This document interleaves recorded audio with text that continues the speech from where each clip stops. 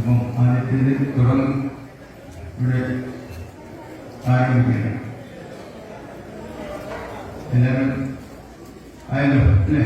തുടങ്ങല്ലേ?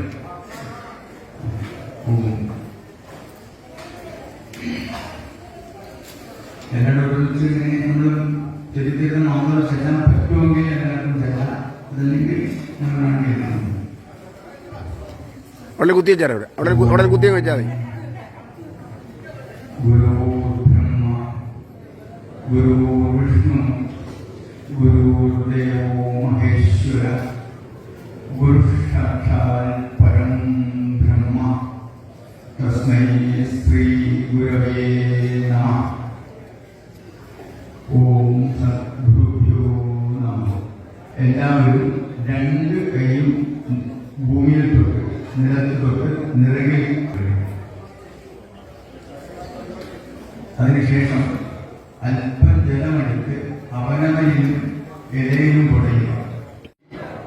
അഭിവൃദ്ധ്യർത്ഥം മമ ഇഹ ജന്മ ജന്മജന്മാന്തര അനുജന്മ സമസ്ത ശാപ ദുരിത നിവാരണാർത്ഥം മമ ഉഭയവംശ സമസ്ത മഹാനൈവേദ്യം സമർപ്പയാമി.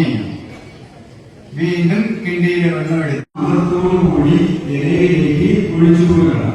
അപ്പൊ ആദ്യം പറയാം പൃഥൻ ഓം പൃഥൻ തർപ്പയാണ് എടുത്ത് ആ ജലത്തോടുകൂടി പറയണം. ഓം പൃഥൻ തർപ്പയാമി.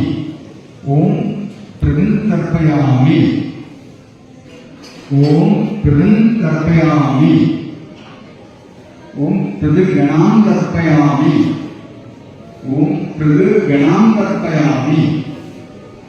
ഓം പൃഥുഗണാം തർപ്പയാമി. ഇനി ആ തർപ്പണം കഴിഞ്ഞു. ഇനി അടുത്തത് സ്വാമി എന്ന് പറയുമ്പോൾ ആ ഇലയിലേക്ക് ഇടുക. അങ്ങനെ 6 തവണ ചെയ്യും. അപ്പോൾ ഓരോ പുഷ്പം എടുക്കുക. നമ്മൾ സമർപ്പയാമി എന്ന് പറയുമ്പോൾ കമത്തി വരിക. എല്ലാവർക്കും കമത്തി വരിക. അതിനുശേഷം ഒന്ന് തൊട്ട് നമുക്ക് കഴിക്കാം. ഇലയെ തൊട്ട് ഇനി എല്ലാവർക്കും എഴുന്നേൽക്കാം. എഴുന്നേറ്റതിന് ശേഷം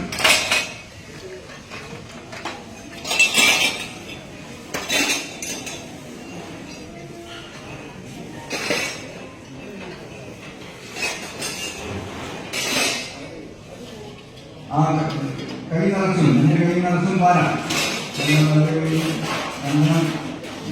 കൈയിലേക്ക് പറന്ന് ജ്ഞാത അജ്ഞാത കുലൈ മമ ധർമ്മപിണ്ഡം പ്രധാന